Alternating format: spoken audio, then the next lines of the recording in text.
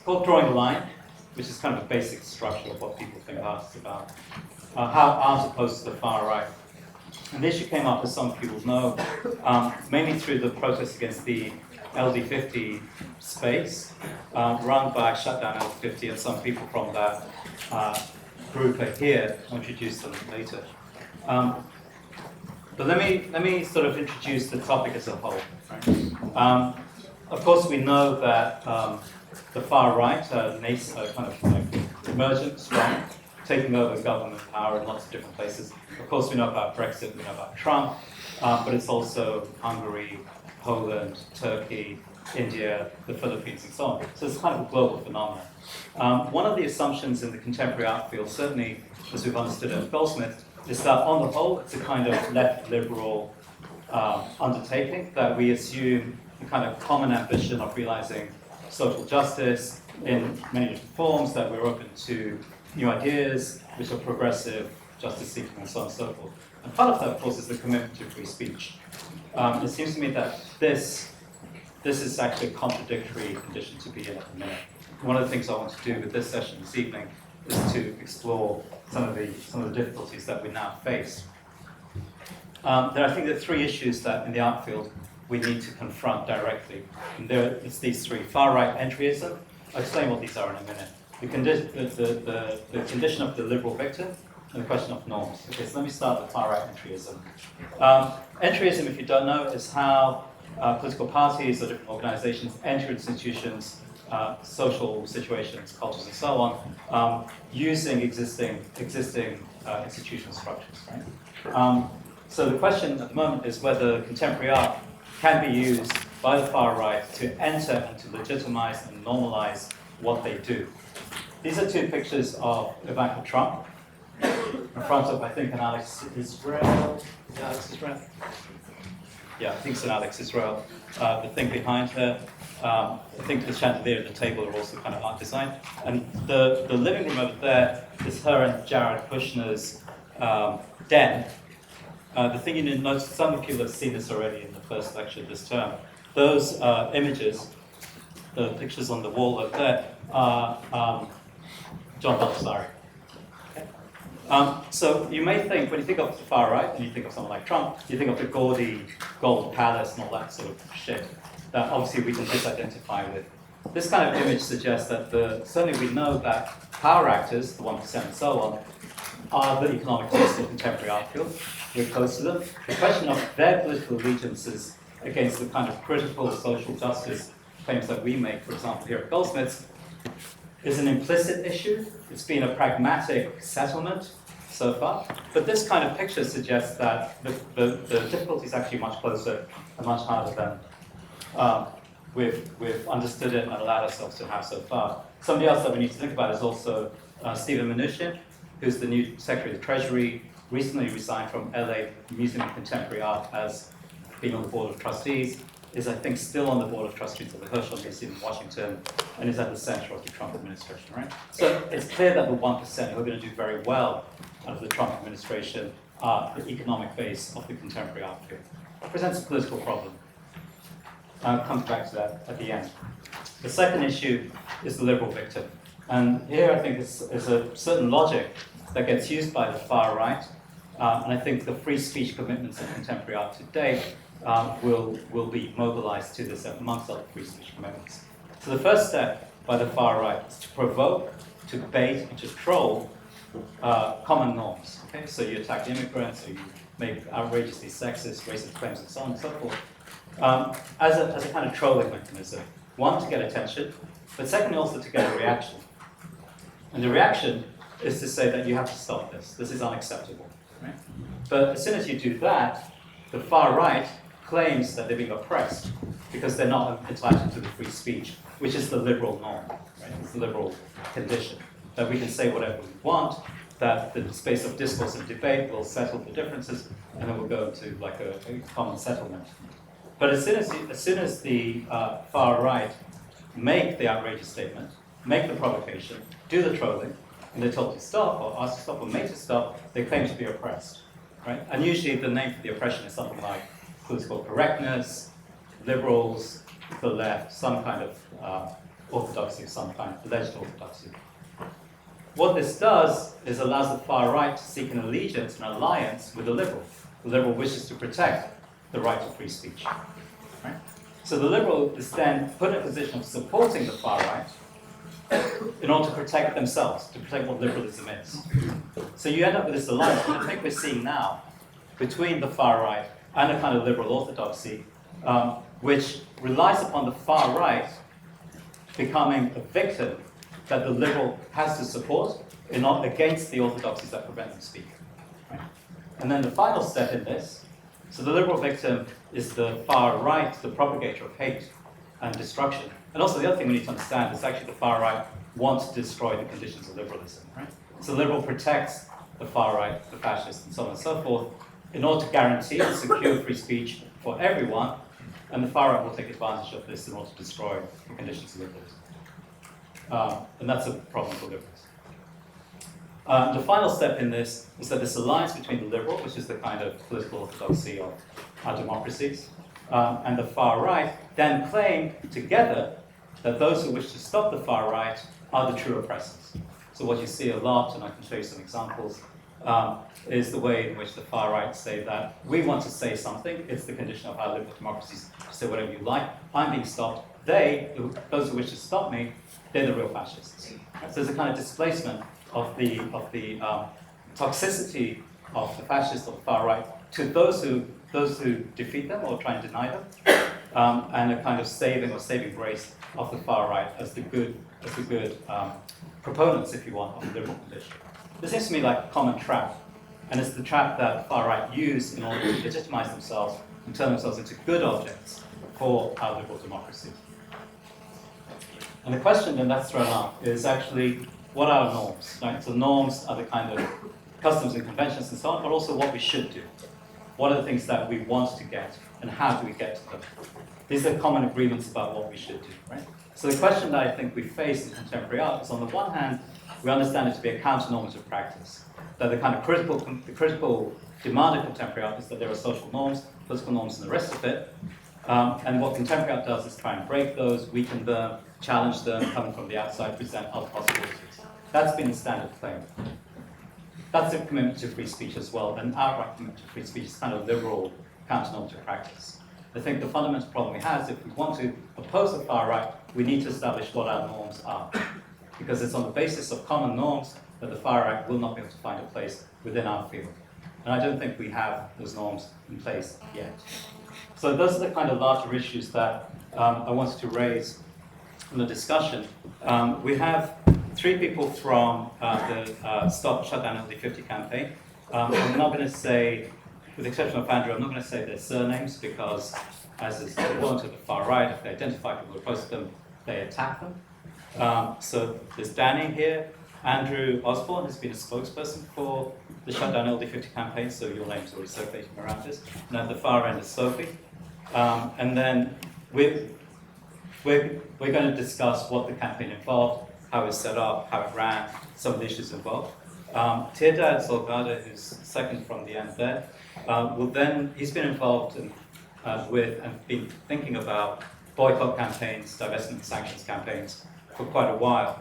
One of the things I think we should do in this session is learn the lessons from the Shutdown LD50 campaign and think about what happens next. And then I think, Danny, you're going to speak to some of the issues that Tirdad's going to raise in specific context. But let me just kind of add, before we start the discussion, let me just add two things. One is the format, which I'll come back to at the end. Secondly, I think it's important to have this discussion not just as a retrospective or a kind of overview or review of what was involved in Shutdown LD50. As I said at the beginning, the economic base of contemporary art is undoubtedly the 1%. They're the private collectors, they're also the trustees and board members of the major public institutions. There's a clear continuity between them, and the public institutions are kind of legitimizing proxies for private collections now. I think that's well understood. The question that we have is if the 1% will do well, as they will, out of national, what's called economic nationalism, that the Trump campaign is leading the way for far-right economic restructuring of neoliberalism. as they do well out of that, the political allegiances of that group will become clearer and more rightly directed. It's going to present a political problem within the art field if those aren't your commitments, and they're not the commitments of this program. Right? And I presume most of us here.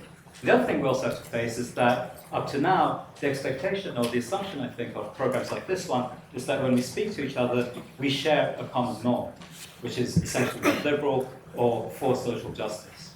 I don't think we can make that assumption anymore. It seems to me that there's clear interest by people on the right in contemporary art at all levels.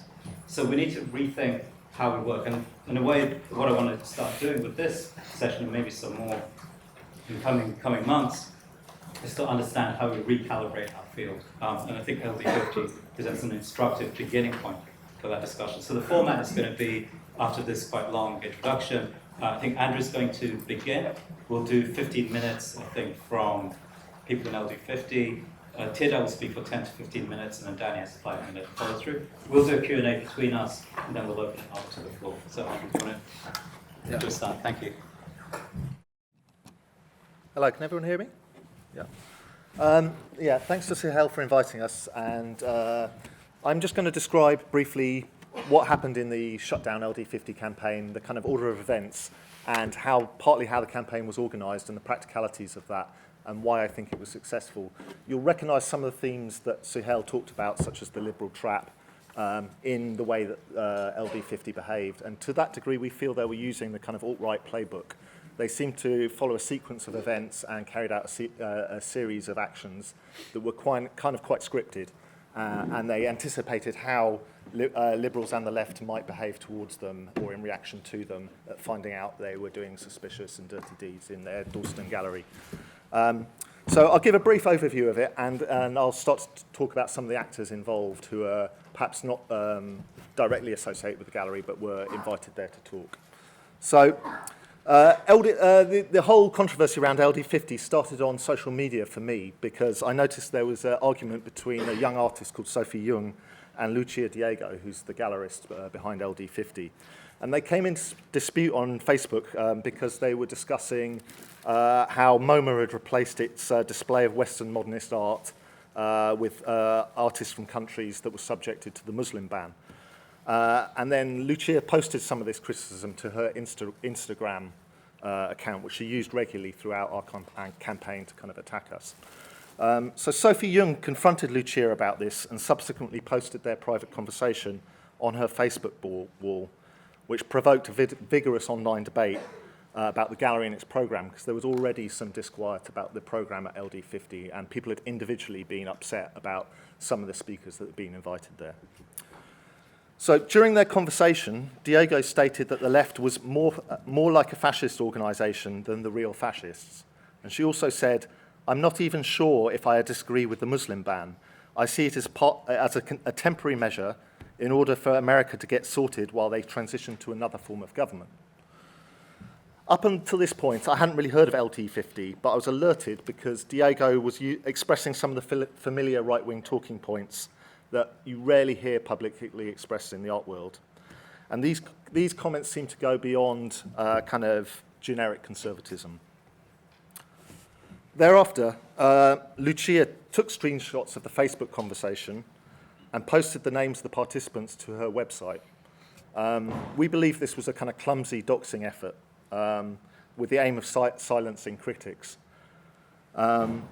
And a PDF of the screenshot was prepared for distribution and given to a known neo-Nazi called Brett Stevens, who has a website called America.org. That's America with a K. This site was linked to the LD50 front page. Stevens is a noted neo-Nazi, and he has a Southern Poverty Law Centre hate watch profile. He's previously publicly praised the Norwegian terrorist Anders Breivik, and he praises them on the basis of correctly killing leftists rather than immigrants. So amongst those docs, there was briefly an attempt to organise a cease and desist letter, but many artists involved were reluctant because of the doxing effort. And to that extent, LD50 were able to silence people by basically through malicious intimidation and putting their names online and then distributing them to neo-Nazis. So consequently, we set up an anonymous Shutdown LD50 group that was organised with the aim of closing the gallery. And anonymity was quite important here so that the group could operate safely. Because obviously, LD50 had already tried to expose people who were criticising them. So further inspection of the LD50 website revealed a series of talks by 5 high-profile reactionary speakers, including Nick Land, who's a British philosopher that you may well have heard of. He's associated with accelerationism. He's author of a recent article titled Hyper-Racism. It's a very interesting article if you want to go and find it, and it's hosted on an alt-right site. And according to Florian Kramer, who's an academic that maps the alt-right, Nick Land is the spiritus rector of the NRX movement, which I believe he means is their guiding figure. Also invited was Peter Brimelow, who's a white supremacist and founder of the VDare hate speech platform, and he's considered a forerunner of the alt-right movement. Mark Citadel also spoke there. He's an orthodox reactionary. On his website, he claims he's a purveyor of extreme anti-modern thought and promoter of red pill masculinity. Brett Stevens, who I've mentioned before, spoke there. He comes out of the California metal scene, which is extremely racist. He was a kind of disc jockey, and he described Anders Breivik as braver than him. And also, there was a Danish, I think she's a journalist, Danish journalist, yeah. Ibn Thranholm, and she's a proponent of racism. She's an Islamophobe, and she has this kind of strange anti-feminist, misogynistic politics. She's publicly referred to refugees as rape-fugees. So invites to this conference, which was named Reactionary and Neo-Reactionary Thought, were offered to subscribers only between July and August 2016. And these invites were accompanied by a password to a hidden site. So it wasn't the general public that was invited, it was subscribers only and people on their mailing list. Therefore, the aims and structure of the invited speakers weren't made public. The only place the event was also posted was 5 days later on Brett Stevens' America site, yet he kept the name of the venue secret. Eventually, recordings of these talks were released onto social media in September to coincide with a show that LD50 had where they hosted alt-right memes. So overall, we see this as a kind of exercise in entryism. We've been quite keen to stress that this is not a gallery, but a political organising effort. They wanted a physical location in which to attract like-minded people. So by way of overall context, LD50 integrated these talks with lectures by reputable scholars. For example, there was a scientist invited to talk about epigenetics, who's a legitimate scientist and expert in their field. Whilst issues like epigenetics, they are legitimate and contemporary forms of science, it's also a hot topic for biological racists who want to recontextualize this science and kind of reintroduce ideas about race science, kind of 19th century ideas generally. And further to these speakers, LD50 boasts an impressive roster of leading artists, all of which provided cover for the space's real activity. And so there was a kind of political organising going on within an artistic and educational context. The role of these speakers and the artists was to serve a legitimating function, allowing the entry and normalisation of far-right ideology into art world discourse. Therefore, these events permitted openly reactionary speakers to enjoy credibility by association with reputable academics. Later in the year, and emboldened by the Trump ascendancy, LD50 had held a show of alt-right memes, presented ironically, yet affording them the same structure of plausible deniability. And this is a general theme of the alt-right, is that they like to troll people for lols, whilst giving a nod and a wink to people who are similarly minded. So on the Vanessa Feltz show, Lucia Diego explained that the purpose of the alt-right show, the meme show, was to provoke political conversation. And my interpretation would be the show served as a beacon for white supremacists and other like-minded progressives, which is a term that alt-right like to use in order to describe other neo-Nazis. So, in reaction to this, we organised a campaign around a small group of activists, both from inside and outside the art world. And from the start, we set out to cut through the silence around LD50 and expose the real intentions of the gallery. So we arranged an initial meeting, like a physical meeting, and exchanged information, and thereafter we just organised around a Gmail list. From the outset, we decided that this should be a community campaign for the people of Dalston and Hackney. And part of the reason for that is that we thought that if it remained an art world controversy, it would simply take place at the level of aesthetics, and it would continue to be a contestable debate as it had done on social media. Our immediate aim was to close down the space, and to that end we sought alliance with the local community and other anti-racist groups. And the purpose of this was to give an opportunity for those people to respond to the gallery and its presence in their neighbourhood, because LD50 is a physical location, unlike if we're having free-floating debate on social media, there would be no resolution because there would be a continual hand-on-hand of people making points in a kind of scattered manner. So to begin with, we wrote a short press statement and set up a Tumblr, which we then circulated. The Hackney Gazette put their senior reporter onto the story for a whole week, so they took it really seriously. And his story was quickly picked up by the national and international press, mainly because of interest in the alt-right and the Trump election. So we were able to operate in several registers, which was really helpful to us. And some journalists even suggested, which I hadn't really considered before, that the law had been broken and what LD50 had contravened hate speech laws. So through a combination of local alliances, press coverage and Twitter, we attracted over 200 to 300 people to our leafleting effort, and we met outside the gallery on a Saturday and we distributed 2,500 leaflets to members of the local community and passers-by. We were generally received really well by people and who had already read about it in the press. And there was a kind of feeble counter-demonstration by associates of LD50 and other professional right-wing activists, some of whom seemed to work in the arts. However, it was clear that the campaign had overwhelming support from the local community. On the day of the demonstration, the Mayor of Hackney, Philip Glanville, issued an anti-racist statement saying that we condemn businesses such as LD50 that promote and give a platform to racism, xenophobia and hate speech. And further to this, he asked the police borough commander, to investigate the gallery for hate speech. But I'd like to stress, in the end, it wasn't any of these things that actually closed down the gallery. It was our links with the local community that had it closed down. Because in the end, it was their Muslim landlord that didn't really like what was going on there, and he evicted them after seeking legal advice. And that really stopped any more events there. And I think without those connections and without help from members of the public, that wouldn't have happened so quickly, because the whole campaign only took 2 weeks. And thereafter, we were able to suggest that people shouldn't work with Lucia Diego and Alexander Moss, who own the gallery. Great, thank you. Yep. Okay. The purpose of this super short presentation is to help with orientating and providing some bearings to artists, those working with visual cultures and everyone else faced with the current rise of the far right.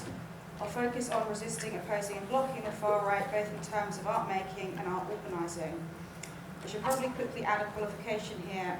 I have been involved for the last 7 years in a variety of organising groups and collectives that include BDZ Group and Shutdown LD50, to name a few of the more art-focused activities. Before starting a general skill and information share, I want to make some quick theoretical points that relate to art making and art organising, or what some like to label arts activism in the context of the far right. Okay. So I will first read this shortish quote from Author as Producer, which is projected up there, a text by Walter Benjamin, which was a spoken address to the Institute of the Study of Fascism, which was written and read out in 1934. Okay, so I'm going to read it out. You can see it up there. I should like to preface my remarks on the new objectivity with the proposition that to supply a production apparatus without trying, within the limits of the possible, to change it is a highly disputable activity, even when the material supplied appears to be of a revolutionary nature. For we are confronted with the fact, of which there have been no shortage of proof in Germany over the last decade, that the bourgeois apparatus of production and publication is capable of assimilating, indeed propagating, an astonishing amount of revolutionary themes without ever seriously putting into question its own continued existence or that of the class which owns it. In any case, this remains true so long as it is supplied by hacks, albeit revolutionary hacks. And I define a hack as a man who refuses, as a matter of principle, to improve the production apparatus and so prize it away from the ruling class for the benefit of socialism, and further maintain that an appreciable part of the so-called left-wing literature had no other social function than that of continually extracting new effects or sensations from this situation for the public's entertainment. Of course, I will in no way be able to discuss here the larger text in its social and political context. Instead, I have hacked the text up to provide a piece in this small anti-fascist montage or assemblage. What is key here is both Benjamin's observation of how even the most radical revolutionary themes are continually assimilated for the purpose of nothing other than entertainment and sensation. However, in opposition to the hackery position Benjamin puts forward a way out. Rather than supplying the production apparatus as hacks do, we can change it. This juxtaposition between supplying and changing is key to opposing the far right in terms of art making, organising resistance and otherwise.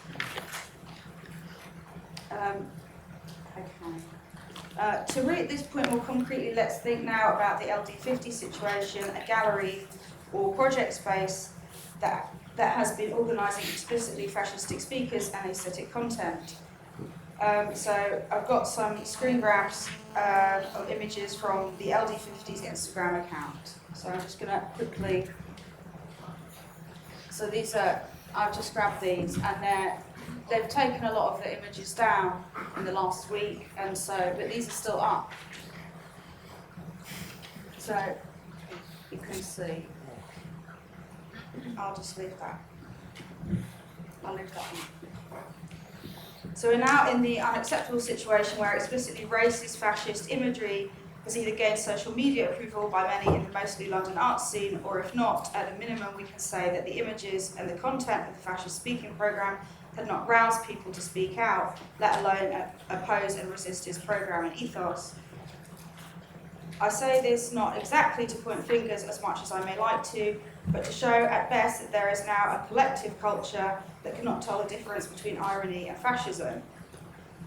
This, in part, in my opinion, is due to the prevalence of an artistic pseudo-critical strategy that I and others call ironic mimesis.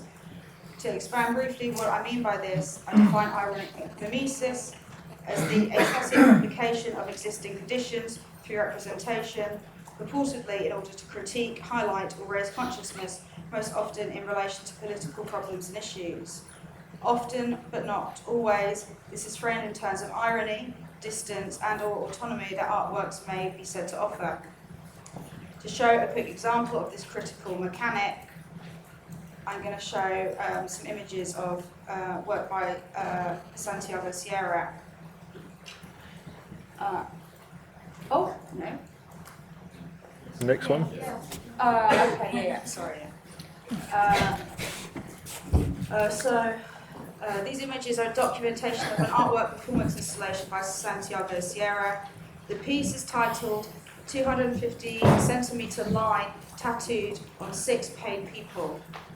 A further description of the artwork reads, 6 unemployed young men from Old Havana, Cuba, were hired for $30 in exchange for being tattooed.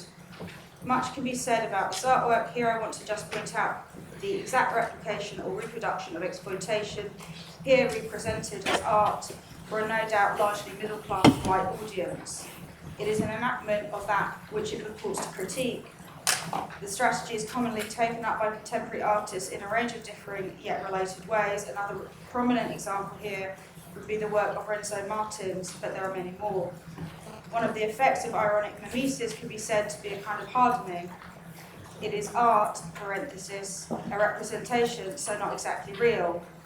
However, even if this was correct, which it is not, there are still 6 men walking around with the line tattooed on their backs.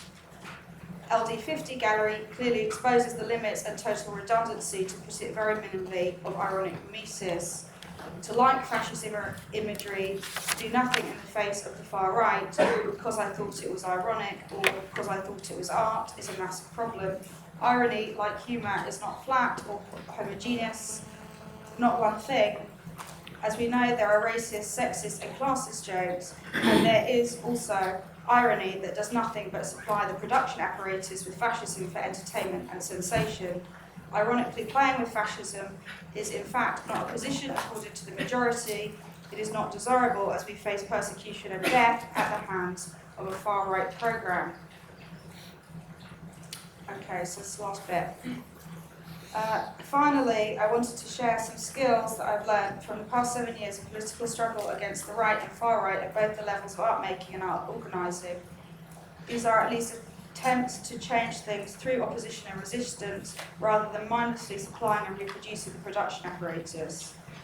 In terms of art practice, we may work against replicating exploitation and a range of forms of oppression, not replicating these structures ironically pseudo-critically.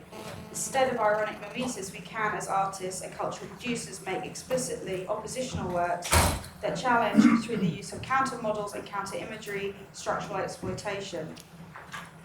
We can look clearly at where our works are distributed, their position, and how they are circulated. A concrete example would be to look at how X art space is funded, who has or is speaking at Y art space, or what the general thrust of a programme is. We can disavow the ahistorical delusion that the art world is somehow separate from the real world, a position reflected back in the all too common and wholly convenient conception of artistic representation as a mimetic parenthesis that affords exemption from life and is devoid of real social effects and consequences. Organising a practical opposition campaign against the right and the far right is very, very simple. Gather friends and associates for a meeting to discuss and work out what needs to be done, share your skills, help each other out and work collectively, share things fairly. Artists make images and political campaigns, amongst other things, need imagery. There is a need for counter-imagery in the face of the far right's use of viral internet visual culture. Working in solidarity with existing political groups is also important for strengthening political struggles and enacting mutual aid. To this end, the LD50 shutdown was successful due to coordination with and support of existing political groups. I encourage everyone here today to get involved with them. They are all brilliant political constellations that welcome new people. I finished this short talk with a list of these comrades and hope that people will join us. And that's, oh, it's there. There's all the groups.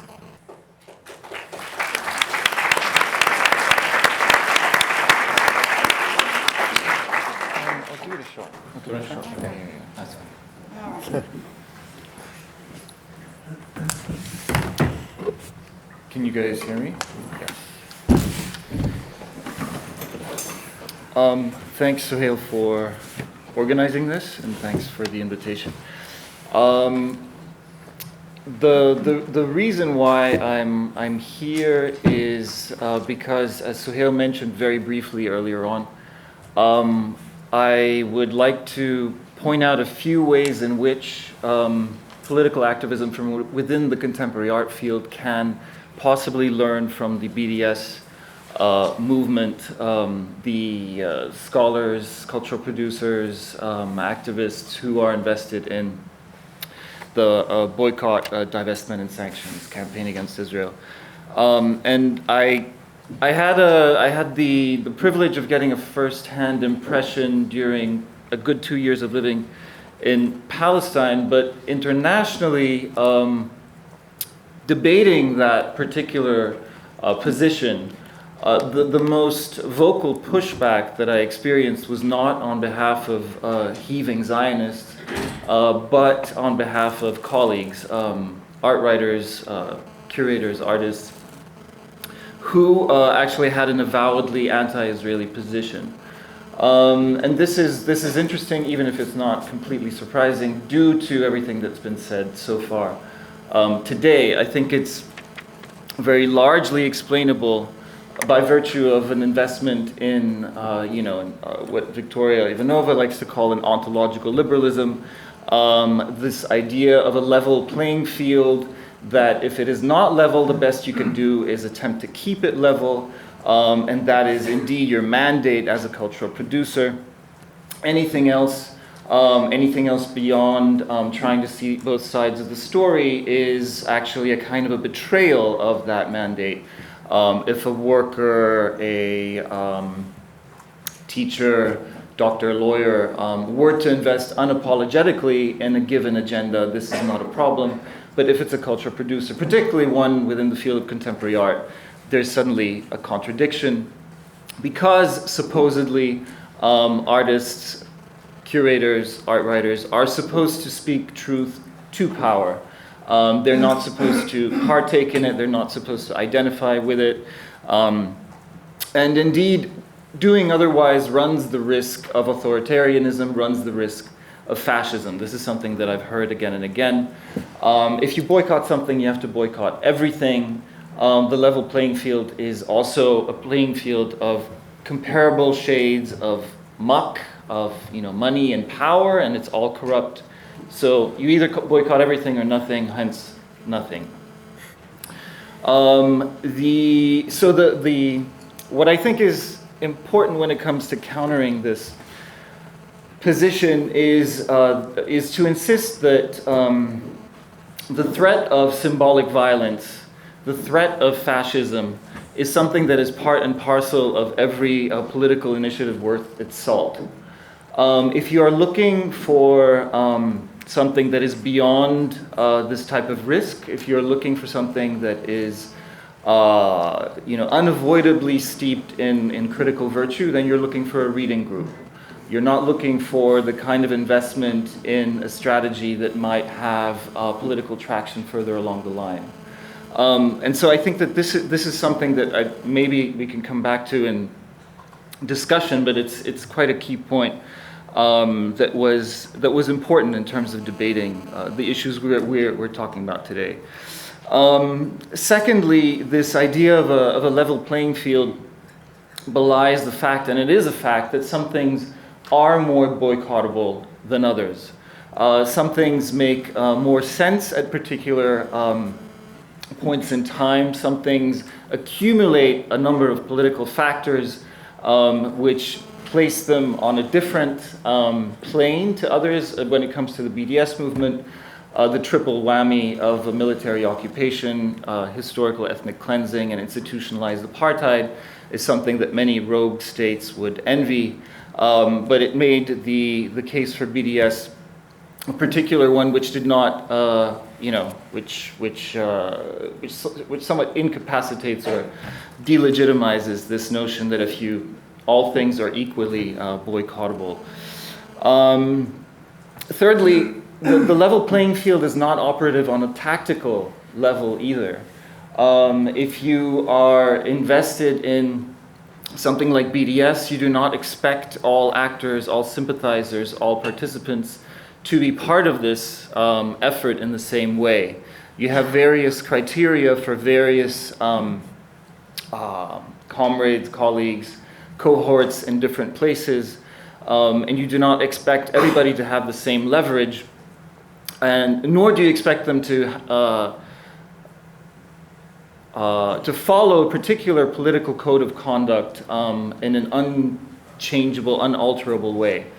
I guess what I should add is that what is fascinating about the BDS movement is not that it is spectacularly successful, because it's not, at least not in a free Nelson Mandela type of global excitement type of moment, but it is phenomenally successful in that it is from the outset, the organizers realized that this is something that you have to invest in the long term, in terms of geological time frames.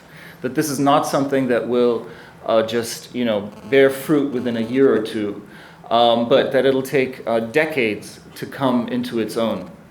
And this is something which is, bears testament to the strategic intelligence of the organizers from the get-go. That you can see that the last half a decade was not exactly an ideal context for a movement such as BDS. And the fact that it has still grown in traction, that it has added the support of everything from celebrities to political parties to even municipalities, smaller nation states, commercial enterprises, and so on and so forth, is what is impressive about this particular effort, struggle, organization.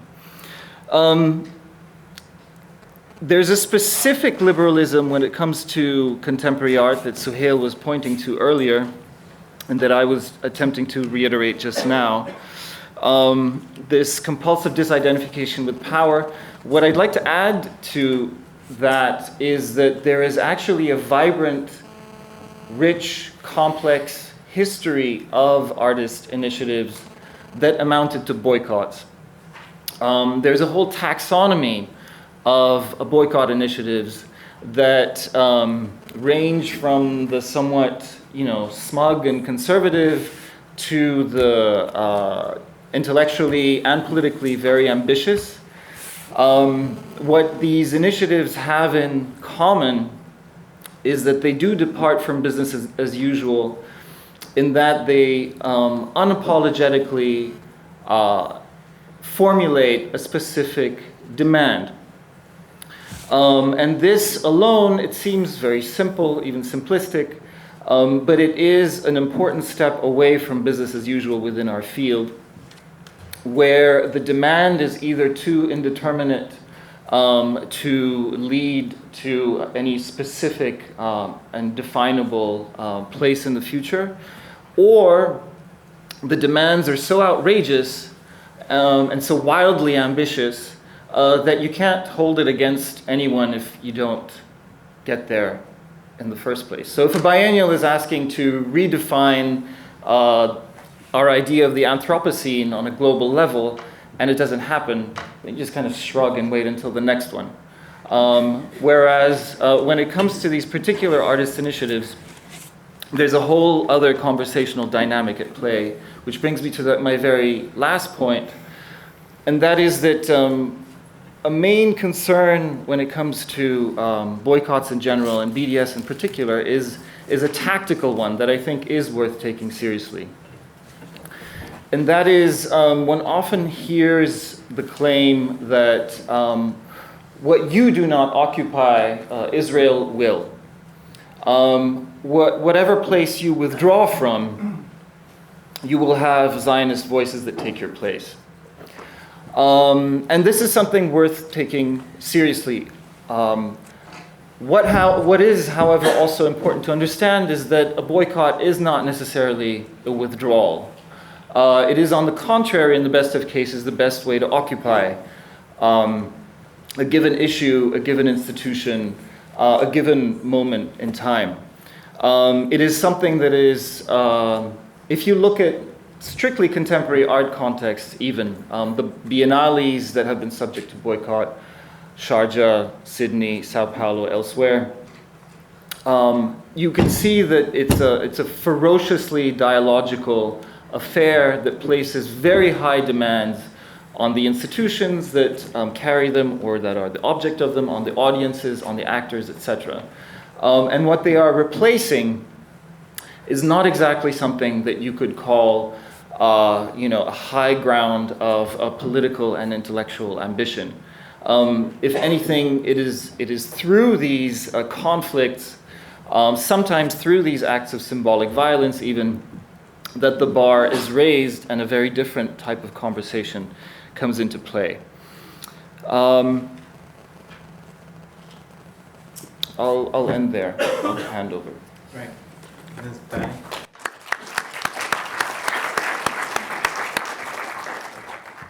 Okay, I'm just going to be really brief, a bit dogmatic or rigid, but dogmatic and rigid for not very much time. I'm just going to say a few very simple things about the Boycott Zolghadr campaign against the backdrop Tirdad just sketched. I'll say a few simple things about who the Zolghadriches are, what their institutions are, what they represent, and then I'll move back to a very simple point, again a simple point about LD50 and free speech. The Zolghadriches fit into the history of colonial oppression that is the history of Israel in a particular way. They were initially the owners of the largest private arms manufacturer in Israel. They were responsible for the production of enormous quantities of ordnance, mainly mortars, which were sold both to the Israeli Defense Forces and also by means of various kinds of subterfuge to the South African Defense Force, despite international attempts to block the export of weapons to the apartheid regime. As of the late 1980s or early 1990s, the Zolghadriches recognized that the profit margins on the manufacture of low-grade weaponry were not as high as they had been. Also, Israel's economy was becoming increasingly globalized, and they responded, or rather, Zolghadr responded by diversifying into two distinct areas. The first area was Las Vegas casinos. The Zolghadriches own 40% of downtown Las Vegas. The other domain into which they invested their capital was London property markets. They also, around the same time, began a more speculative project of investing in another kind of real estate, which was shopping malls that were built on land that had been seized by Israeli settlers from those remaining bits of land that the Palestinians still have control of in Palestine. Latterly, their activity has been focused around donations to the Tory party, as well as to Benjamin Netanyahu in Israel. Currently, Zolghadr is under investigation by the Israeli police for alleged bribes to Netanyahu. And finally, the formation of an institution, the purpose of which is essentially to justify all of the things in which they've been engaged over the last half century. That's the Britain-Israel Communications and Research Centre, or BICOM, the largest lobby group that is committed to creating a positive representation of Israel in the United Kingdom. And there's one more thing. Also in 2005, they started an art gallery. If you search for just the word Zolghadr on Google, on the first page you get 6 results. One of them is the call to boycott the Zolghadr collection, which was hosted on the website Metamute in 2014, when BICOM, among other things, was engaged in justifying the Operation Protective Edge that led to the dropping of 6,000 tons of ordnance on the Gaza Strip. The other 5 results are not results that pertain to the manufacture of mortars, their sale to Israel, their sale to apartheid South Africa. It doesn't relate to the building of shopping malls on territory stolen from people who already have most of their territory stolen. It doesn't pertain to donations to the Tories, donations to Benjamin Netanyahu. It doesn't pertain either to the justification of militarism, colonial occupation, or capitalist profit-making for all of those things. The other 5 results are all related to the Zolghadr collection. And the first one you get is a description of the next show, which will take place there. I won't name the artist, it doesn't matter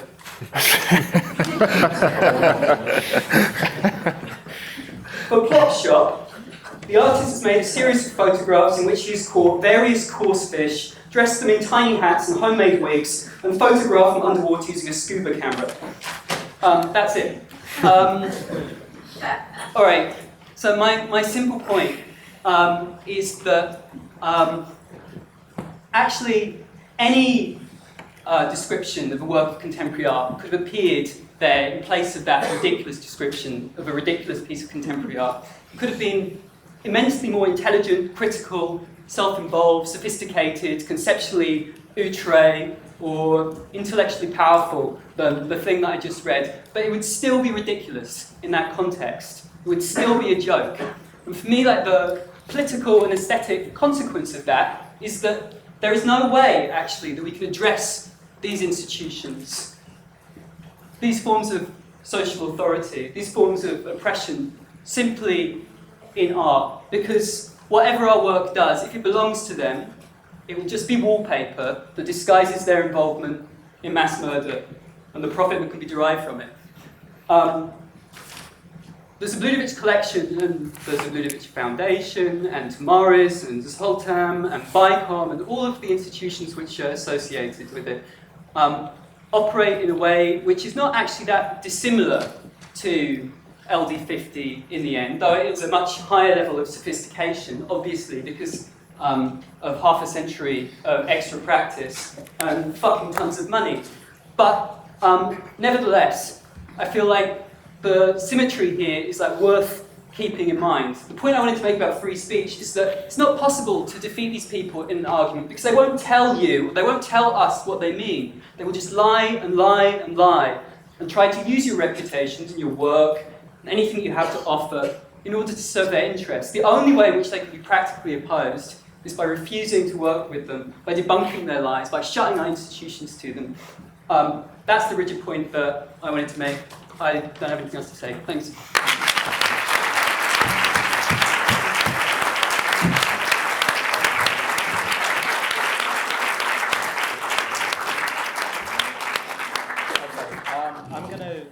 It's quite a wide-ranging sort of subject. So I'm going to try and structure. I mean, I saw Andrew and Tirdad to be speaking about the kind of environments and contexts in which art takes place, and what can happen in the relationship between the art and that context, or how we can work as system actors, power actors within the art field.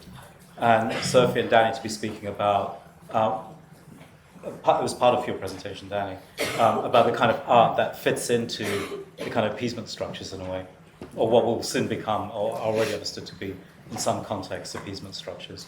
Let me just kind of begin with a more local point for Andrew, and maybe others could take it up. What I was quite impressed with the LD50 campaign in terms of how you presented the case was you didn't go into the liberal victim trap.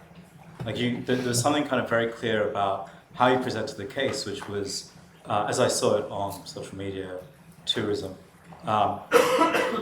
You didn't kind of get anxious about free speech limitations, kind of blocking out the right for anyone to say anything at all. And to some extent, it kind of goes into the point Tirdad was making about maintaining a level playing field. Right?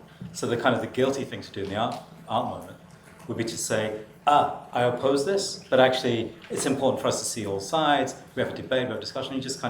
You cut that out as a premise for the campaign. So I'm wondering partly what the decisions were to not start from the level playing field, and also whether this was a condition for the success of the campaign. Like you just said, we're not going to engage with the liberal victim position. Yeah, absolutely. I think it's on? Yeah, but you haven't got it on. Oh, I haven't fallen off. Hello?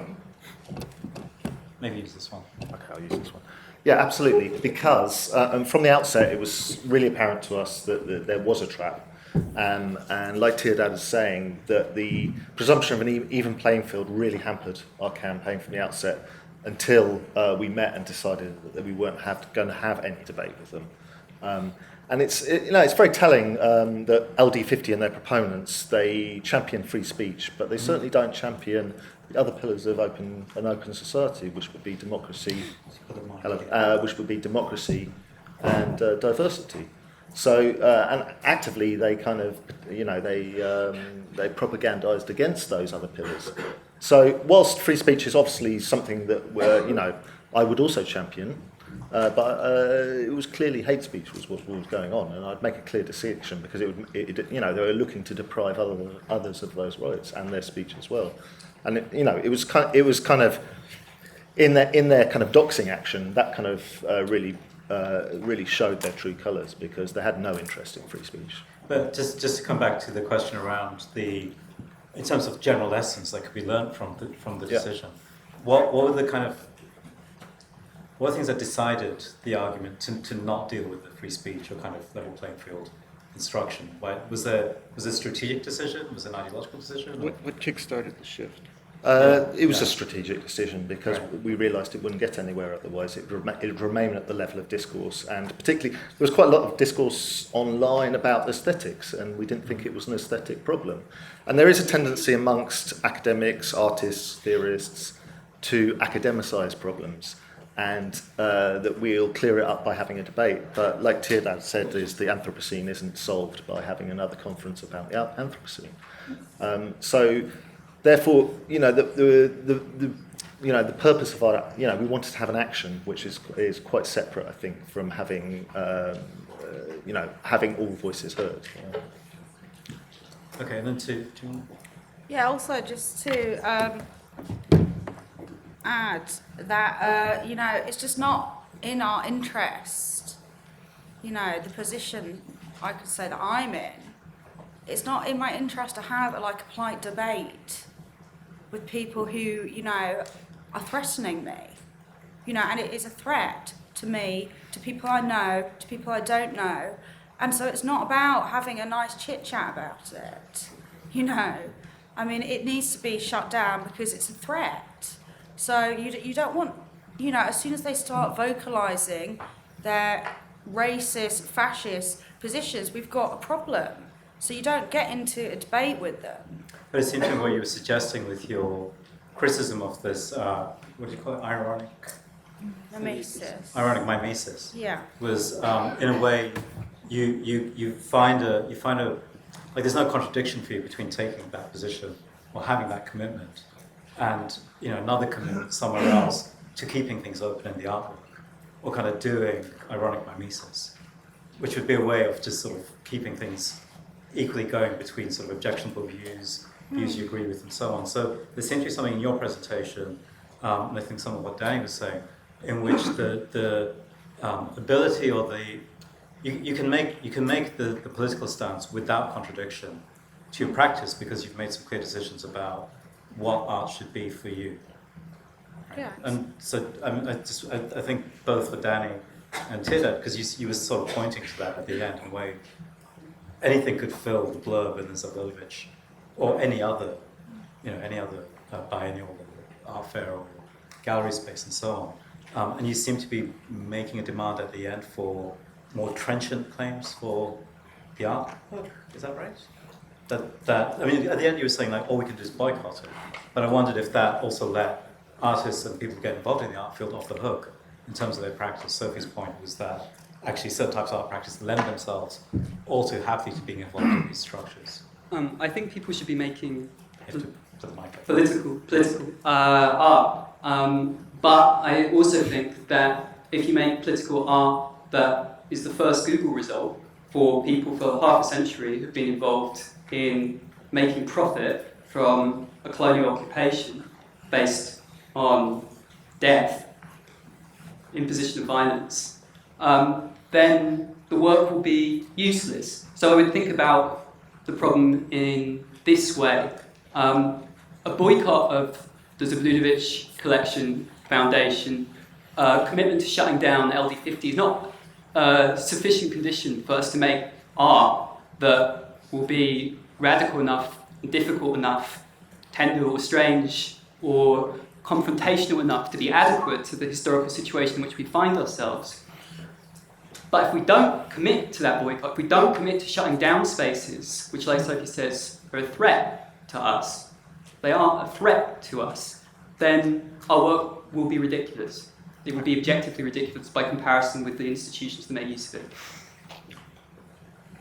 you want to say something first? Yeah, I'd like to add something. I wanted to add something to what Andrew was saying in response to your question, but also a quick response to the idea of a threat being threatened. There's a book that I briefly wanted to propagate edited by the curator Joanna Varsha, which is called "I Can't Work Like This," which is a really fascinating compendium of boycott genealogies within contemporary art. That is worth taking a look at. There is one essay in there by the German, Croatian cultural theorist Boris Budin, where he speaks about, he comes out against boycotts in general, and he talks about hypocrisy. And I think it's an important point to because it's a very powerful argument to contemporary art practitioners. It touches a nerve. The accusation that you are actually that you are going against the very place you are coming from, namely a certain kind of open-mindedness, generosity, and an ethos of free flow. And the way he brings it to a point is by saying that actually by boycotting, you are making yourself more powerful. And that is the ultimate proof of your hypocrisy. And that's fascinating because unless you take that extra step and accept that maximizing your power position and taking responsibility for it should be part of your to-do list, you are stuck in that. The accusation of hypocrisy kind of stands. It's kind of halfway legitimate. You have to go that extra step. You have to take responsibility for the traction that it does lend you. And what I guess what made me think of that is also the fact that we have to go beyond the defensive response of the fact that they're a threat to us. Yes, it's undeniable, but I don't think it's enough in terms of formulating the response. Yeah, just kind of follow on from that. It was quite instructive in the case of LD50 that the context was everything, so that you could get artworks that in another context would be seemingly innocuous, but the way that they were curated at LD50 really gave them a different meaning. I mean, there were certainly artworks there. The Chapman showed a KKK hood, which I think in another context could be read differently. I find that quite disturbing. Yet within the context of LD50 and the way it was circulated on Instagram, it had an entirely different meaning for a different audience. And I think anyone who's thinking about, I think most art would be most art practices we could say take place at the level of tactics, whereas an organisation like the Zolghadr, they have a strategy. And the problem is with having tactics against a strategy is that you're going to get your tactics dragooned by someone else. And that's why we wanted a counter-strategy. And that's what a boycott is, I would essentially say. You're depriving them of the cultural capital they require to wash their bloody hands. All right, I think that's the kind of key distinction. I want to kind of return to it, but just one more question for Tirdad, and I think anyone else wants to take it up. In a way, one of the problems that we have in the art field is you can have your cake and eat it. Right? So you can sort of make work which looks like the stuff in the back of Trump's wall, all the kind of things that sort of Danny and Sophie were protesting against, in which the work is kind of ambiguous enough, open enough, indeterminate, the rest of it, that it can sit on the back of Trump's wall. And Alex Israel, or Alex Kuhn, I think, writes to Trump and says, "Take it off your wall." Like and I've got some websites I can show you of people saying this. And Richard Prince says, "Take it off your wall." Or, I've disowned this work. It's not under Richard Prince. I'll pay you the money back, and it's like the deal is done. But that's not really. There's nothing happening in terms of what the art is doing specifically. It's a kind of structure around it, or a kind of declaration around the artwork, which is only a contextual issue. But I was wondering, Tirdad, in your presentation, the kind of boycott and protests that you were referring to more generally in Sydney, Sharjah, around the Gulf Workers Coalition, Sao Paulo, and so on. Those tend to be organised around the infrastructures of those spaces, or what they're doing. So in Sharjah, there's a protest about Gulf workers. in Dubai and so on. Doesn't that allow artists to kind of carry on doing what they're doing anyway, and then sort of protest as good citizens or concerned people involved in this issue to kind of make the protest on that basis? And whether there's something in the argument against the level playing field, which seems to me a necessity to make any kind of strategic intervention. You have to just get rid of the notion that there's going to be fairness or all sides can be heard or should be heard. Whether there's something in the kind of instruction in a way to move away from the level playing field scenario, which would have to put pressure on people working in the art field as artists, as curators, as writers, to do something with that rather than as people involved incidentally in a biennial. Like, do you have to take it on fully as a commitment in the practice? Which is what I heard Sophie to be most fully articulated. It's a tough question.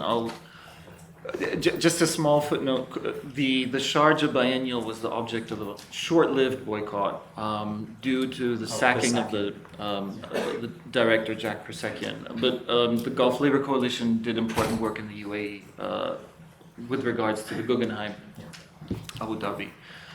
I mean, for me, the question, I mean, this might be a way of sidestepping your question, but I would reframe it in terms of not necessarily whether this needs to be your practice at large as opposed to the opportunity presented by a single biennial, because every boycott is to a certain extent that. You grab the leverage that you can find and you go with it, you run with it. There always will be causes that are even more violent. I mean, institutions and objects that are even more reprehensible than what you're confronting. I think the opportunity to grab a certain measure of traction is something which should define your choice. What I think is more of a mindfuck is at which point you relent and compromise, at which point you call something a success. And the Sao Paulo and the Sydney locations are both quite, they're the objects of a lot of heated debate in that respect. In both of these situations, the artists relented once a certain set of, you could say if you're critical, minimal demands were agreed to. Basically, it was a question of money in both cases, because it would take too long to describe both settings, money being rechanneled in a certain direction, as opposed to the sources being nipped in the bud altogether and the complete overhaul of what the institution stands for and so on and so forth, which a minority was pushing for, and in the end, one settled with a compromise. And some have somewhat sarcastically said that this is a Christianic solution of money being rechanneled to the pockets of a few who have to carry the sins of all the rest. In my view, these compromises are worth supporting because the contemporary art field is even less historically aware and theoretically invested in coming to terms with its political realities. And I do think that there's wishy-washy, indeterminate positionalities lurking everywhere, pretty much. The question is how you can begin a process which eventually will mature into something that can you could call a structural overhaul. Does that make sense? Yeah. Okay, let's take questions. There's one here. Two. Okay, I'll take these two. Just if you've not been to these before, it's quite hard to hear at the back from people asking questions, so I paraphrase and repeat after they've been asked. Just to iterate a cliche, it's not a question but comments, but I've got some sheets of paper here just listing demands from Shutdown at LD50. And attached to that is a sheet with a statement from boycott susceptible, and we're just looking for good to sign them here if you can. So I've got a few versions, so I'm going to pass them around. And if you feel like signing, great. If you don't, please pass it on. I've also got the gold paper here as well, which will give it a sign. Pass that as well. So All right, it's a I'll do that. good opportunistic moment.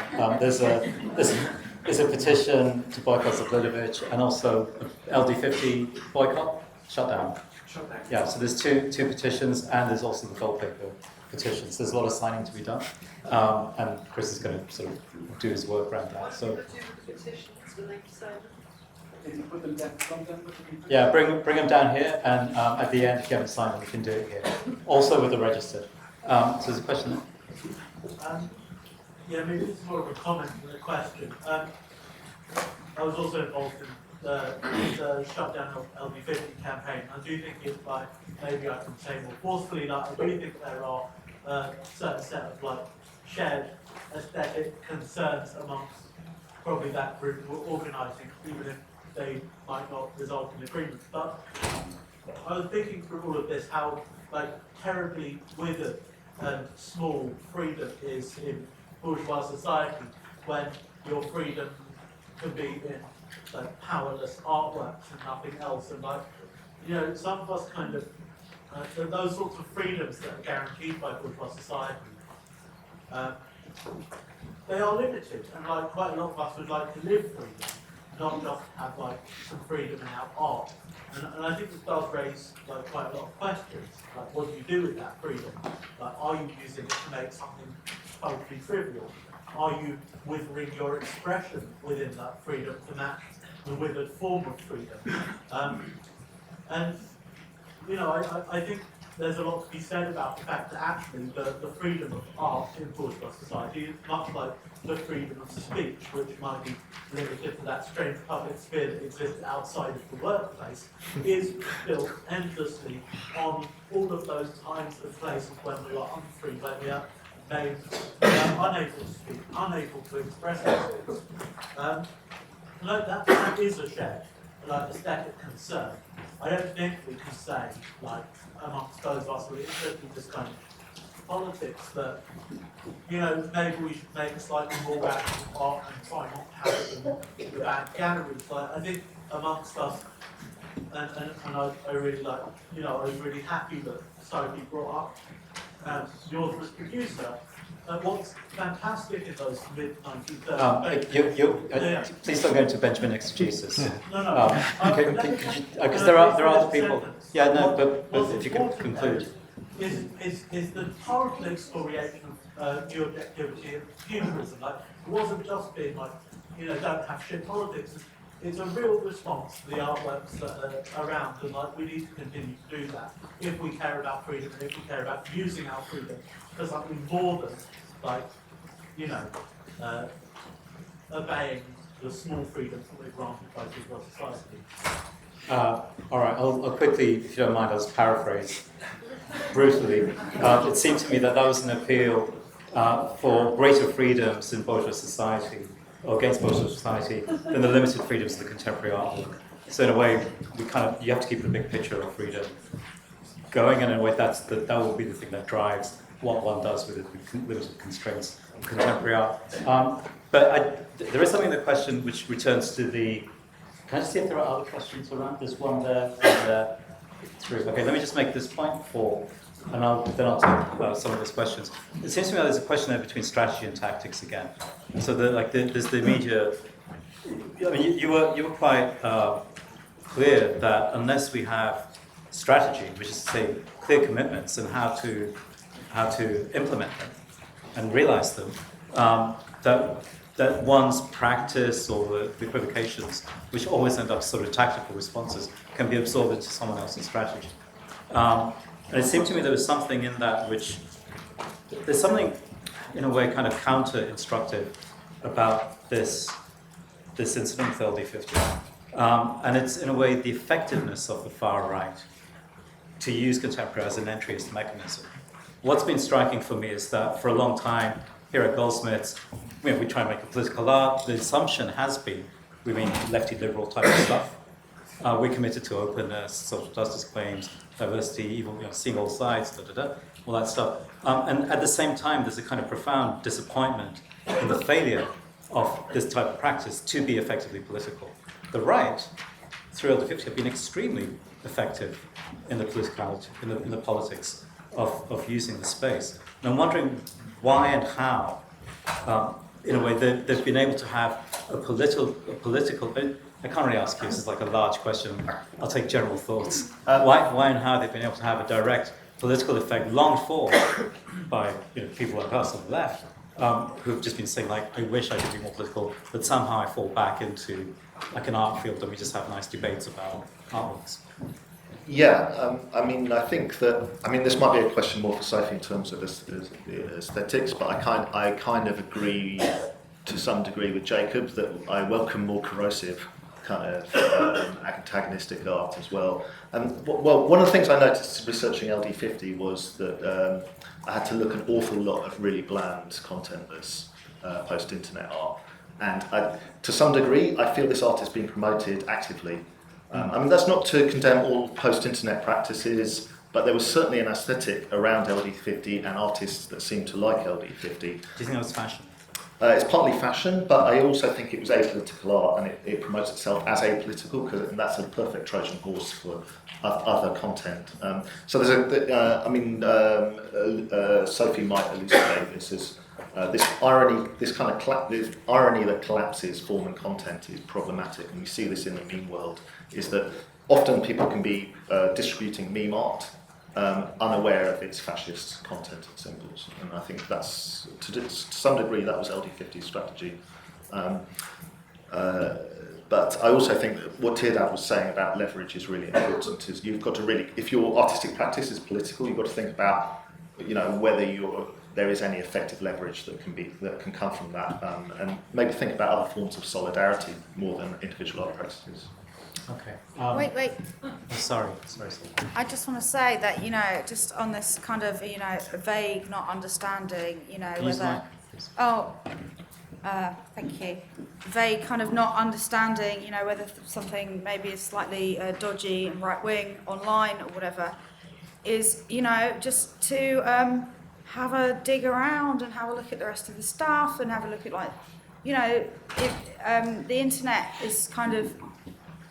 when you see images on the internet, they're kind of slightly free-floating without kind of history and without frame, but not completely. Like you can find out and contextualize things. And so, I just want to make that point. Yeah. Let's do some homework. So there's a question. I'll take these two, and I'll take the ones that were up there. I just had a quick comment and also a question around the liberal fixing and just to trace back actually the roots of the freedom of speech. In law, freedom of speech actually has two qualifications, right? So the view that you presented to me, in a sense, it's a very good kind of representation of how the contemporary art paradigm can function as an evacuation.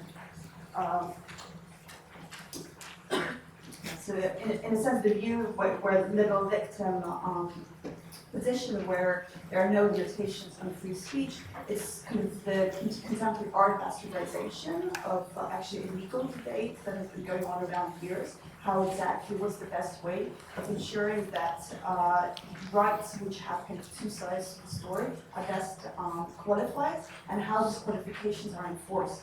And so I think what we're also kind of talking about here is a question of enforcement.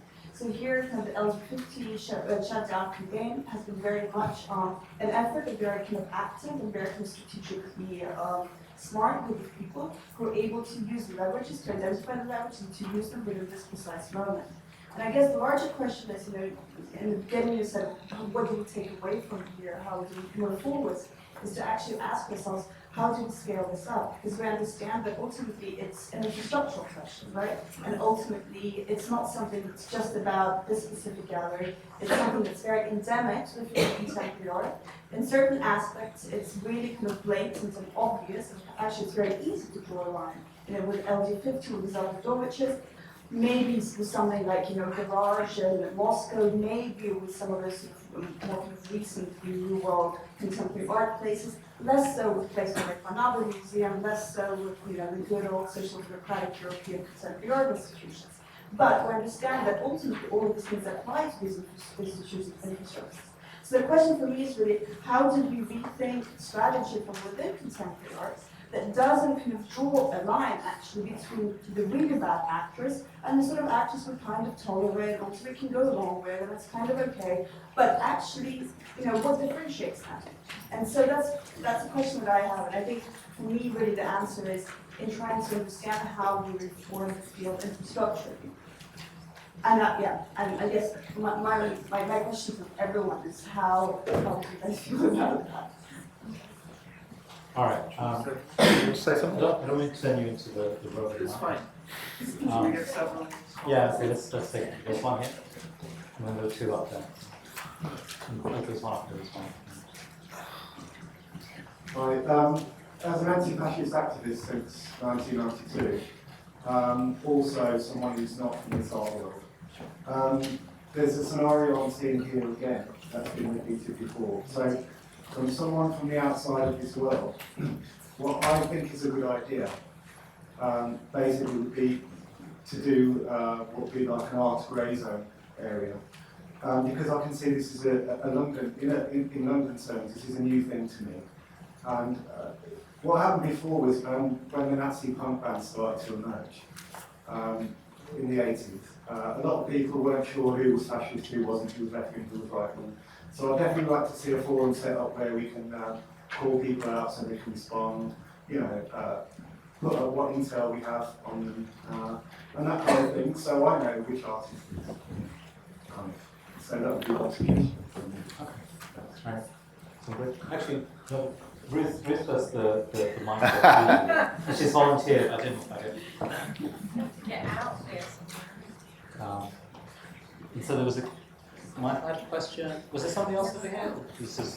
So Michael, and then along on the other side of the room.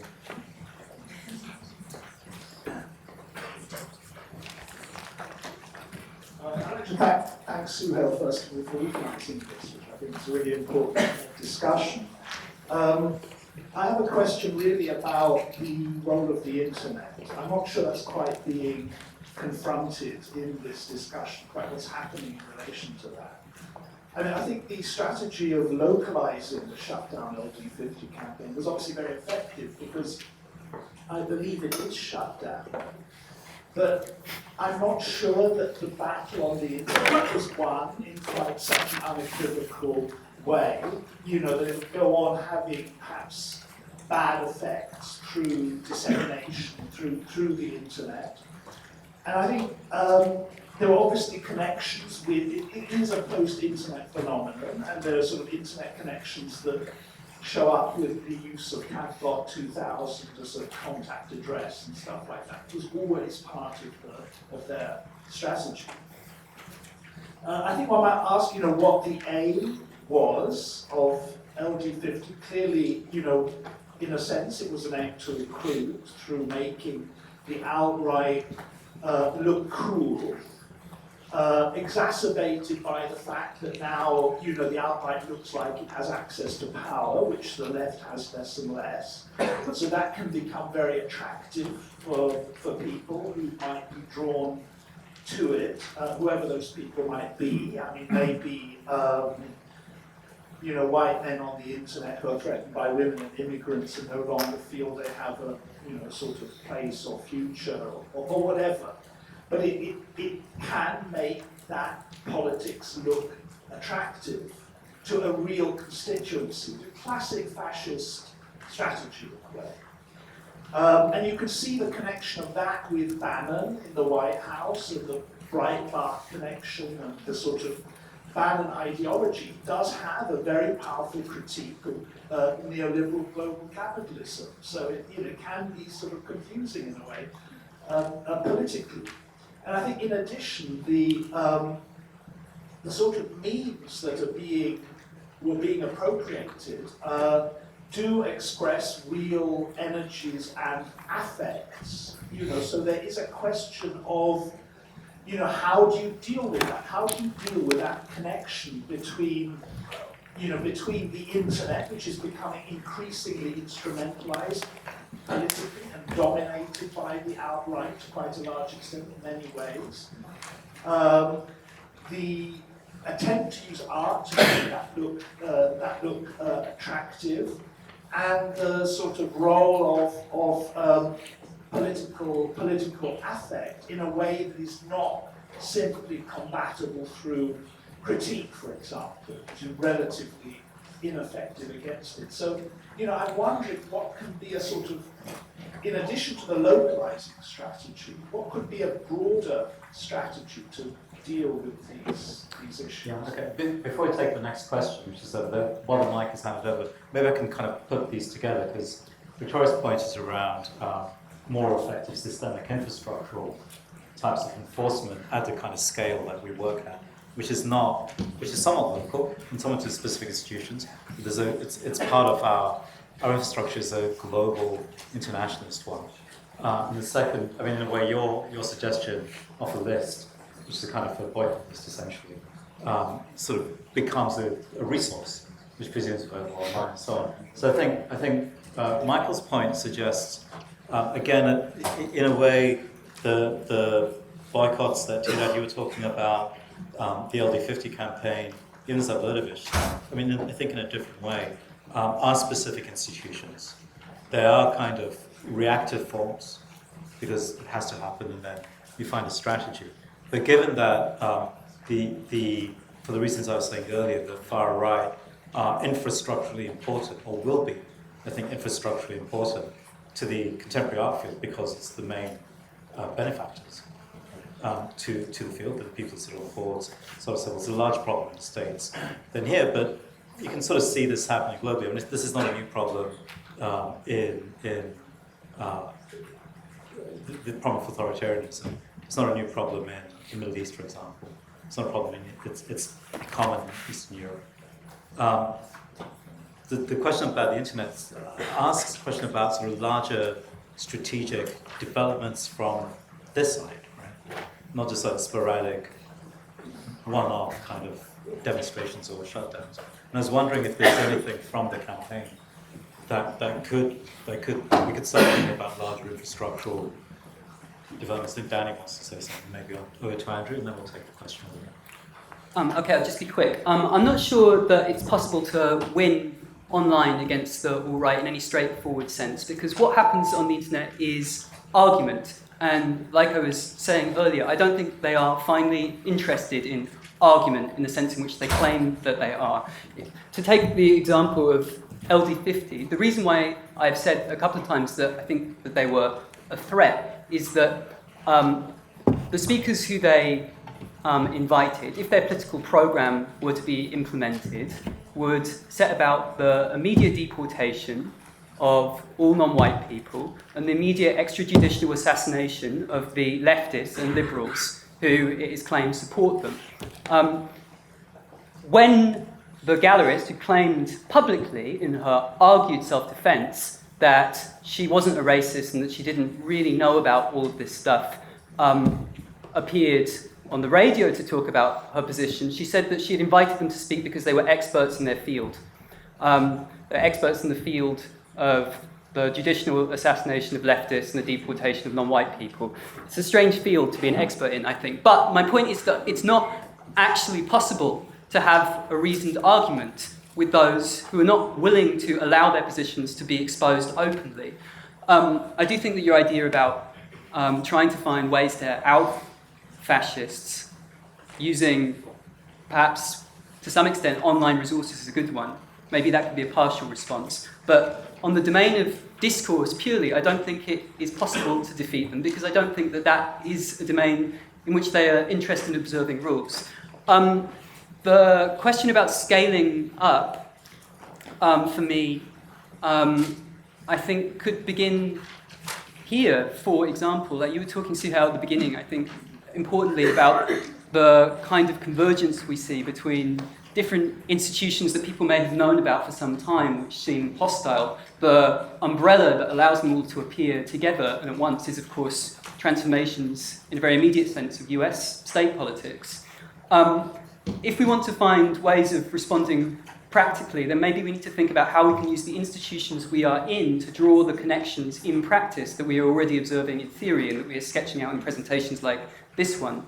So, for example, it would be possible at an institution like Goldsmiths to have a explicit policy that outlaws any kind of collaboration of any kind with institutions that agree to be racist or fascist in their basic orientation. That would be a practical way of connecting the otherwise only theoretical connection between something like the Zolghadr collection, its history of justifying oppression, and LD50, and its history of justifying the massacre of minority groups. Maybe just to address those parts of those questions simultaneously. What's been instructive about the LD50 campaign is that it has differentiated different actors in the art field. And because it's a polarising issue, there were plenty of people that wanted to sit on the fence. And we wouldn't have done our jobs as activists if we hadn't pulled people off the fence. And the question is, are you pulling them off to the left or the right? And to that extent, social media was very useful in highlighting people that perhaps sympathised with the gallery. And I keep keeping a dossier on quite a lot of artists. Sophie, do you want to take this on? What? Do you want to talk about this question? No, I think they've covered it, haven't they? Maybe what I could add very briefly is that, yes, I think that today's event is a great place to start thinking about an overhaul along the lines of what Victoria was talking about. But this conversation in and of itself is a departure from business as usual. I just came from an Art World conference, which was so typically vacuous as to be morally reprehensible. And you know, the level of conversation here is such a breath of fresh air, and I think it's this in and of itself speaks to what the belletristics of lines in the sand that a boycott is. They can produce this kind of stuff, but to take the step towards structural overhaul that both Victoria and you were pointing to, I don't think boycotts can do that. I think that this would require an ideological agenda. This would require an explicit, not just a list of don'ts, but a proactive. No, a program, quite simply, and we're able to pull this off, and it's fantastic. But I think the ideological agenda is what would allow for the next steps, and we're still very far away from that. Oh, yeah, just a practical point as well is, you know, self-organisation, as I said, as artists or as just people, and, making art, you know, images, and maybe not putting them in galleries and thinking through other ways that you can kind of, you know, make images and where to put them, and, working with not only self-organising, but self-organising with other active groups. Those things, that needs to grow and needs to expand. So that's a practical way that maybe, can move online as well as offline. Yeah, I think the lessons have to be international. So, partly in response to Michael's question, it seems to me, and to take up things that you were mentioning, Danny, it seems to me like the key figure for the alt-right or the far-right online is the troll. Because basically the baiting strategy, not debating, but baiting strategy, is one in which the troll is the most effective way to kind of keep it going. And that figure is very counter to what we do in contemporary art field. Because we're interested in like complexities, subtleties, so on and so forth. It's unavailable in terms of propagating a message. In a way, what's needed might be sort of a counter figure to the troll.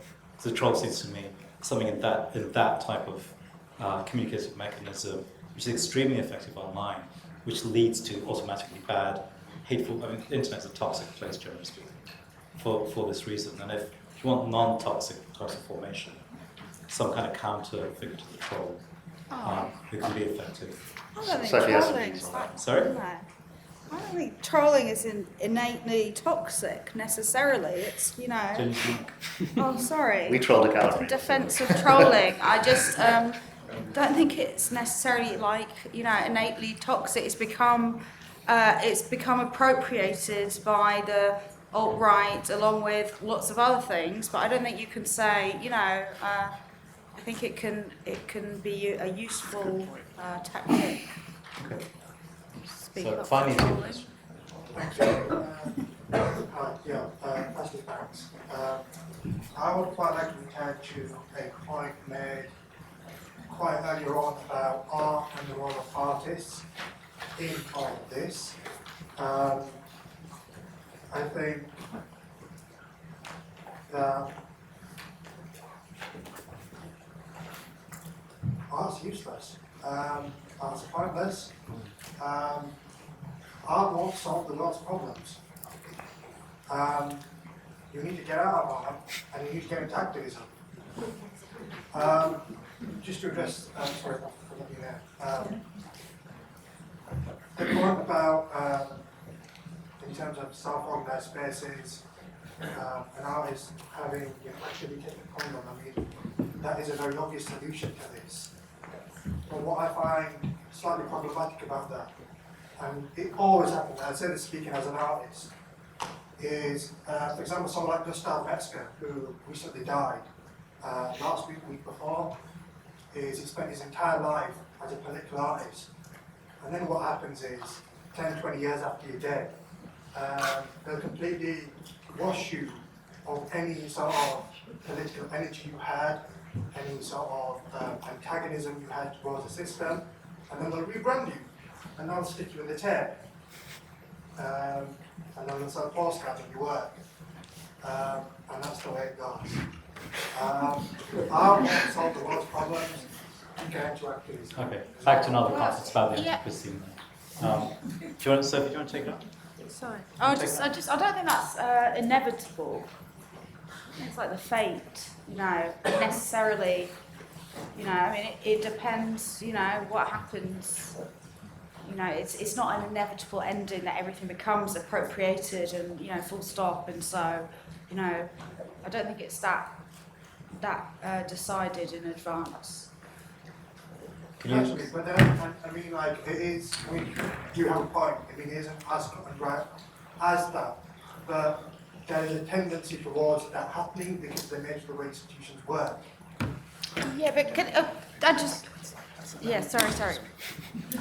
So, Is there Andrew, do you want to take this? Is there another question? Or, there is others speak The end of this point is, I mean, a good example of this is the LD50 campaign. You took out the art bubble, and I think this is essentially about bubbles and how you negate bubbles. You moved out the bubble of the art world, and you moved it into the real world, the real politic of engaging with the community, and that's where the strength was. Which is basically my point. That's certainly true. That's something we aim to do, but we shouldn't deny the importance of culture, because there's a specific reason why the far right want to enter into culture and use it as a gangplank. So culture is simultaneously important. Can you put your hand up so we can see you? I mean, I would say in response to that question, while the mic goes to the next question. The problem with that, I mean, I take the point. The problem is that on the one hand, you have a recourse to the uselessness of art, makes another claim for art's autonomy, and then artists are off the hook again in terms of practice.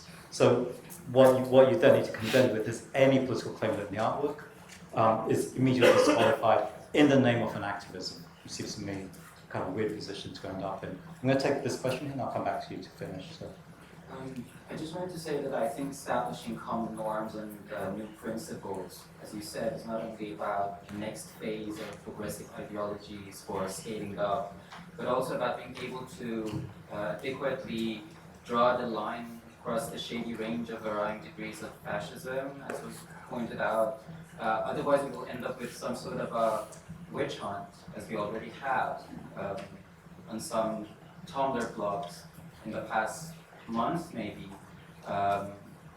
which is, I think, only a further expansion of a very violent, blind, trolling attitude, and therefore, if we are going to really have a directory of these existing fascist practitioners, then we really need to have some fair trials where they could be maybe invited to explain their ties. Otherwise, it will be the same contemporary art logic of making loose associations. I mean, how seriously should we really take the existing associations? So basically my question is even a reading group necessarily innocuous, or even the very educational platforms and reading groups held in or outside established academia could also be prosecuted because of the kind of content that they might be sharing or discussing, because who knows what it might lead to.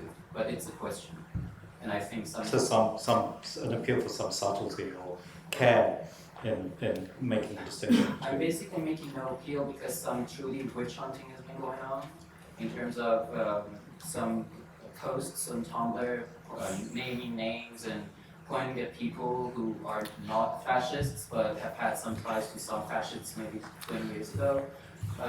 So that's a problem, I think.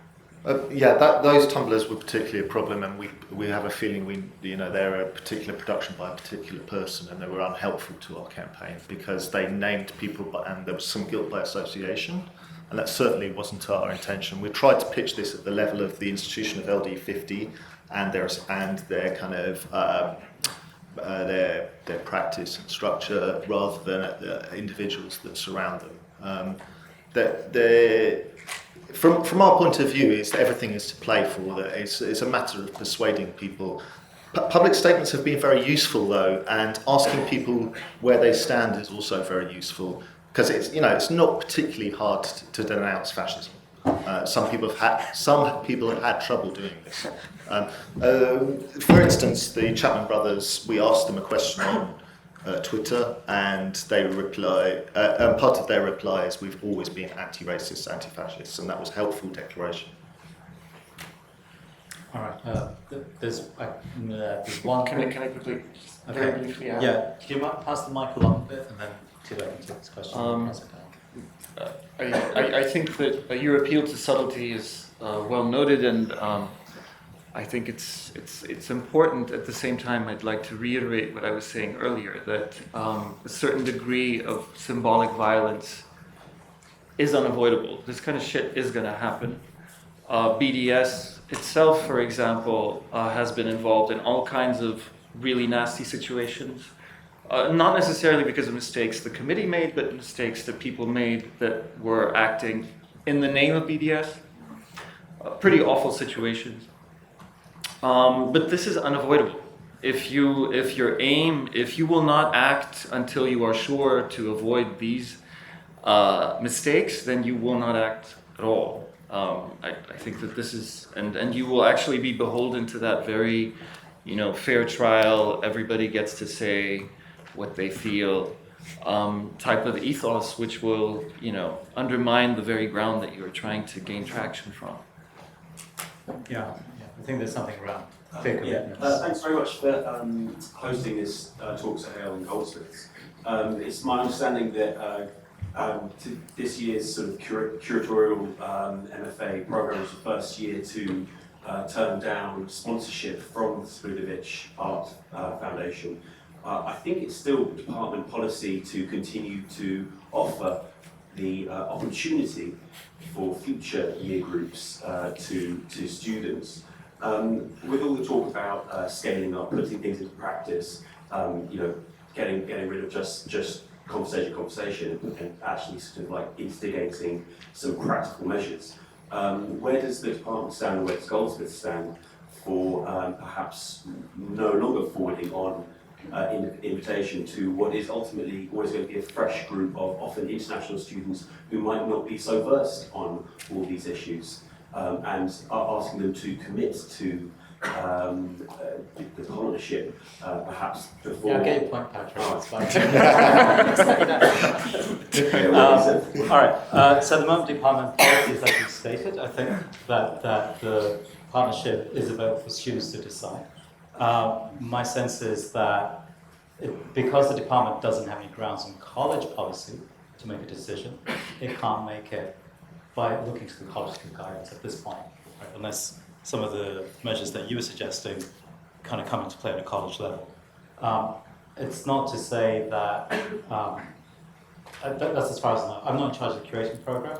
I don't know the specifics of the politics of what's going on around that, so I'd speak from ignorance. It does seem to me that if there was a concerted effort by the student group to make sure this doesn't happen again, that would make for a much stronger. That's an invitation from Sahel. No, I'm just saying. No. I'm just saying that departmentally, it's unlikely to happen unless the college makes a move, because those are the institutional norms that we're required to follow. So if you're looking for stuff to come from above, if you want, it's going to be very slow. Soapbox rabble rouser. That's what I'm saying. I'm going to take your question. I think we need to finish as well. Because can you move the mic down? Just right directly behind you. Thanks. It's more a response, really, to the activists saying art's not useful. In my long history of this, in the 70s we've seen the far right, dressed as plastic skinheads and bowheads or crap skinheads. That didn't work, so they put Suicide in the 80s with the BNP. That didn't work, we smashed that as well. So what I'm seeing now, I think this is another angle that they're trying, because the previous attempts haven't worked. So, they're trying the art world, and other worlds as well, as a respectable angle to come in there. So, because obviously, you're not going to get anywhere as a crap skinhead anymore, because you've been outed. So I think to dismiss art, it's quite dangerous actually, because art can be powerful, and I think there should be activism hand in hand or side by side with art, and we should work together. And if you really want to fight fascism, it doesn't matter how you fight it. Activism works and art works. Just look at Nazi propaganda. By any means necessary. Propaganda from the past. It was all art. So we should be working together and not separatists, because infighting has caused a lot of shit in anti-fascism in the past. So we should learn from that. Okay, thank you. Any concluding? No, I'm just saying that fascism has always been an aesthetic politics, and that should be remembered. And continues to be through the meaningful, particularly, absolutely. In the West, anyway. So finally, please bring down the various petitions, the registers, and the rest of it. No, we're done. Sorry, we're done. It's 7:30. So bring down the petitions, registers, and the rest of it. The bar is in Studio A, which is around the back of this building. And let's thank the panel.